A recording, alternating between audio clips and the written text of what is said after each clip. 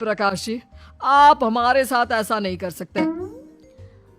और तुम देखो, अगर तुमने मेरी बेटी से शादी तोड़ी ना, तो जो भी प्रॉपर्टी मैंने तुम्हें दी है वो तो पूरी की पूरी वापस ले ही लूंगा, और आधी प्रॉपर्टी तुम्हारी भी लूंगा।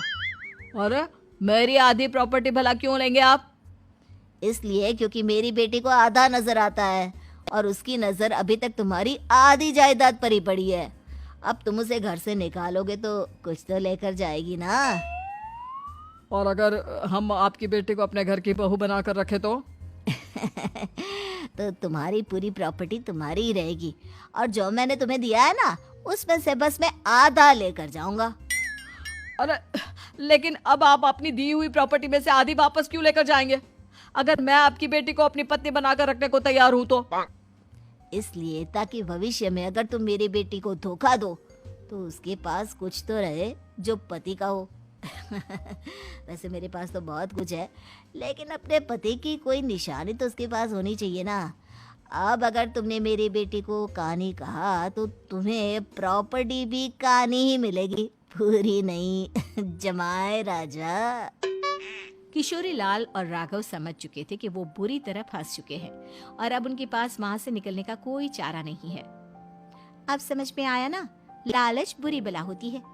एक तो तुम्हें प्रॉपर्टी मिली, ऊपर से बीवी मिली, उसमें तुम्हें नखरे भी दिखाने हैं। आए बड़े, चुपचाप बैठो दोनों। कुछ दिनों के बाद नैना राघव की कार लेकर बाजार घूमने निकलती है और जब कार लेकर वापस आती है, ये क्या? एक तरफ से मेरी गाड़ी पूरी खराब हो चुकी है।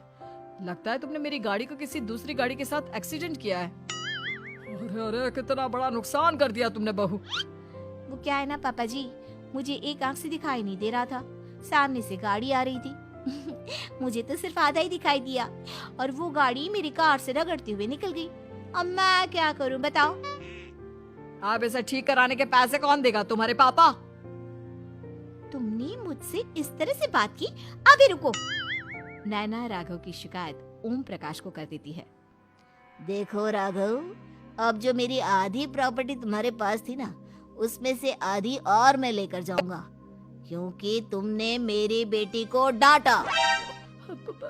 अरे नहीं नहीं पापा जी, गलती हो गई, माफ कर दो। गलती की तो कोई गुंजाइश ही नहीं। अगली बार मेरी बेटी को डांटा तो बची हुई आधी में से आधी और ले जाऊंगा। लालच के चक्कर में हम दोनों ने बहुत बड़ी गलती कर दी बेटा। एक तो तुम्हें कानी बहू मिली और ऊपर से जो माल मिला वो भी काना। इस तरह राघव की हर एक गलती पर ओम प्रकाश उसकी प्रॉपर्टी का आधा आधा हिस्सा लेकर अपना सारा माल वापस ले गया और राघव को कानी बीवी से काम चलाना पड़ा। भाई लालच वाकई में बुरी बला है।